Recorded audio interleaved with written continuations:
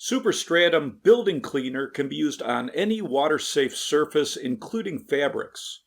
The cleaner uses hypochlorous acid, which is non-toxic and doesn't produce irritating or harmful fumes.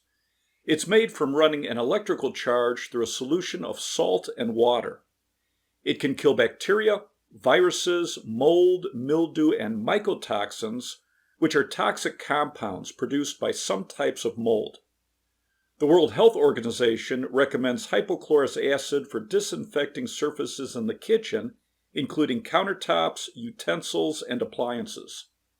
It can be used in the bathroom on countertops, the toilet, a shower, or tub to kill germs, mold, and mildew. It also kills odor-causing bacteria.